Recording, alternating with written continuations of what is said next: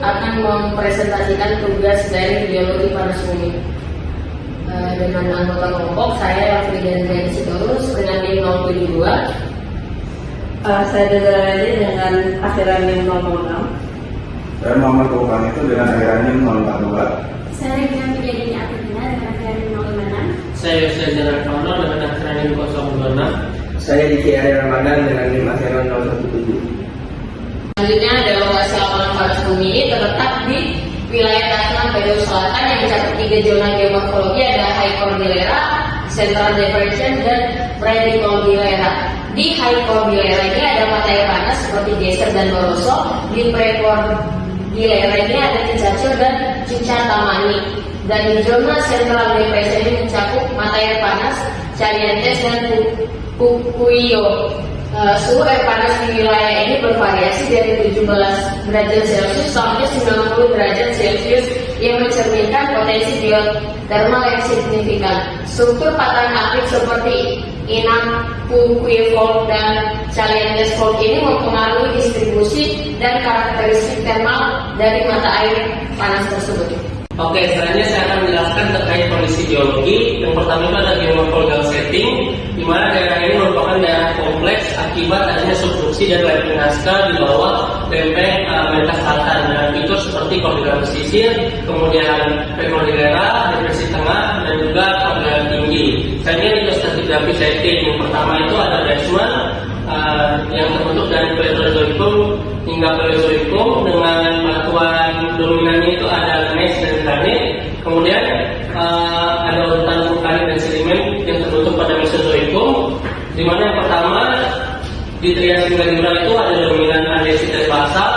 Kemudian yang kedua itu di Kapur itu ada sekuen vulkanik klasik yang dipotong oleh kostal batolit. Yang ketiga itu ada sekuen Mesozoikum dengan susunan lapisan dasar berupa konglomerat hasil erosi Andes yang ditutupi oleh 8 vulkanik klasik. Kemudian ada 8 krater yang tersusun oleh igneous yang berasal dari aktivitas vulkanik aktif. Oke, selanjutnya yang ketiga ada neotectonic setting, di mana subduksi lempeng dari naskah di bawah lempeng Amerika Selatan itu berlangsung dengan kecepatan 60 mm per tahun dan menghasilkan 2 sesar aktif, di mana sesar pertama itu ada Chalientes dan yang kedua ada di Pupuyo. Dan selanjutnya ada hidrogeological setting, di mana terdapat 7 pasang mata air yang difokuskan. Dan di High Cordillera itu ada salah satunya ada Barroso merupakan mata air panas. Dan di Pre-Cordillera itu terdapat mata air panas salah satunya ada Titicaca dengan 23 derajat Celcius. Dan di zona sesar Chalientes sendiri itu terdapat zona mata air panas Pupuyo dan juga Chalientes itu sendiri. Oke, selanjutnya kita adalah tahap pengembangan lapangan. Yang dimana yang pertama itu kita mengidentifikasi awal potensi panas bumi. Nah, gimana cara kita mengidentifikasi? Yaitu dengan mengidentifikasi sumber-sumber panas berdasarkan keberadaan mata air panas dan tanda-tanda geokimia di wilayah Tasman. Nah, mata air panas ini terletak di sepanjang zona vulkanik dan bisa aktif Pre-Cordillera, yaitu sebelah sini dengan suhu ekstremoid 100 derajat hingga 170 derajat Celcius. Yang kedua, kita ada pengumpulan dan analisis data lapangan, yaitu data ini menggunakan sampel dari mata air panas, sumur, dan Kumaloa di Takna. Berikut adalah pengumpulan data dan analisis lapangan. Oke. Dan yang ketiga ada pemodelan numerik, yakni dengan menggunakan geometri dengan menggunakan perangkat lunak Cosmo multivisi untuk mensimulasikan sirkulasi hidrotermal dan transfer panas.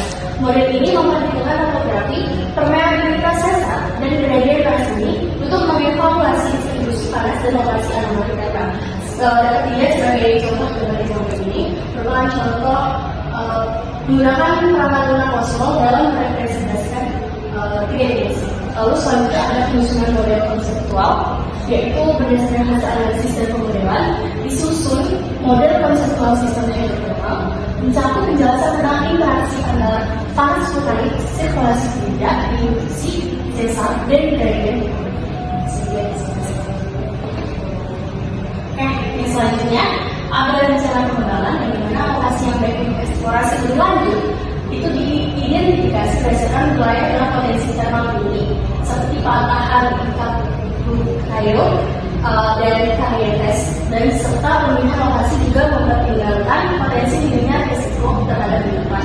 Lalu, apa sih pengembangan eksplorasi lanjutan di lapangan ini? Yaitu mencakup langkah-langkah strategis seperti eksplorasi mendalam melalui pengembangan uji untuk mengonfirmasi resiko panas bumi, analisis lebih rinci terhadap permeabilitas dan kapasitas panas darat, serta pengujian produksi untuk mengevaluasi potensi energi dan infrastruktur pendukung seperti sistem distribusi panas dan pembangkit listrik akan dirancang untuk memaksimalkan pemanfaatan energi panas bumi dengan tetap memperhatikan dampak lingkungan yang akan terjadi.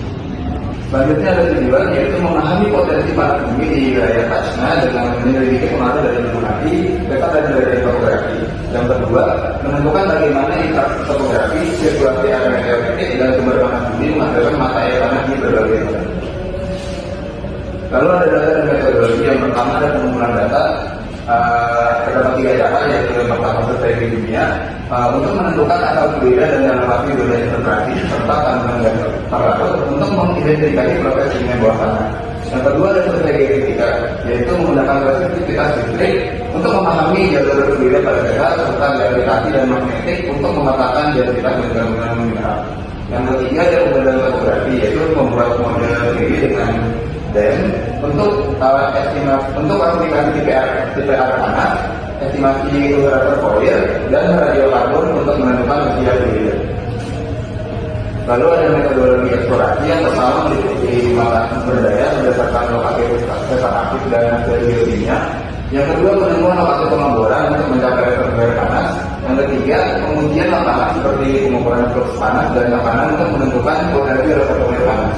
Lalu ada hasil metodologi menentukan karakteristik fluida berbeda-beda di dekat gunung berapi dan sepanjang sesar dengan model hidrotermal yang mengungkapkan sirkulasi fluida yang didorong oleh permeabilitas sesar dan gradien topografi. Oke, dari hasil studi tersebut kita mendapatkan 3 poin utama. Yang pertama itu untuk mata air yang terletak di daerah aktif volcano, kita mendapatkan kimia air tanahnya itu dominan Na, K dan Cl, terus high temperature, memiliki nilai TDS yang tinggi dan memiliki fase gas bebas yang terdiri dari CO2 sebanyak 60%. Kemudian asal usul airnya ini diperkirakan berasal dari campuran meteorit, vulkanik dan radiokarbon, yaitu berumur sekitar 20,7 ribu tahun. Kemudian yang poin kedua untuk mata air yang terletak di daerah Cordillera, itu kita mendapatkan kimia mata airnya itu dominan Ca dan SO4. Kemudian ada juga Na, K dan Cl dengan temperatur moderat, terus memiliki nilai TDS menengah dengan gas yang didominasi oleh N2 dengan asal usul air diperkirakan sekitar 1,4 sampai dengan 7,9 ribu tahun. Lalu untuk poin ketiga untuk mata air Aruma yang terletak pada Cordillera sepanjang sesar Lingka Fukuyo, ini kita mendapatkan hasil bahwa kimia airnya ini mengandung Na, K, SO4, kemudian dia berada di low temperatur dengan nilai TDS yang tinggi, namun dengan pH yang rendah dan terdiri dari gas CO serta N2. Lalu kemudian untuk hasil model dari 3 dimensi regional didapatkan bahwa hasil konveksi bebas ketika terjadi di sepanjang dan seluruh sesar dengan permeabilitas yang tinggi sehingga menghasilkan pembentukan flux yang dapat mereplikasi mata air yang terdapat di kotak dengan suhu isotermal sekitar 150 derajat Celcius. Berbagai kesimpulan, wilayah dari Teluk Selatan memiliki potensi panas bumi yang signifikan berkat kondisi geologisnya yang digunakan oleh studi sudah menjelaskan. Di bawah Teluk Selatan ada kita sebutkan aktivitas intens. Aktivitas vulkanik terutama yang terjadi di sekitar gunung berapi aktif seperti utamanya yang Cordillera menghasilkan sumber panas dengan suhu yang tinggi karena ada panas vulkanik yang naik pada suhu geologis. Hal ini terjadi pada mata air panas seperti Geisha dan Barroso yang memiliki suhu sirkuit hingga 170 derajat Celcius. Sesar ini memiliki permeabilitas tinggi yang memungkinkan aliran udara panas untuk terbakar dan mengalir, menciptakan air panas di zona Cordillera seperti Kampur dan Sukatawati. Selain itu, gradien topografi curam terutama di Cordillera mempercepat sirkulasi fluida hidrotermal menggerakkan fluida dari kedalaman menuju ke permukaan, sehingga menghasilkan mata air panas dengan karakteristik suhu dan komposisi kimia yang beragam.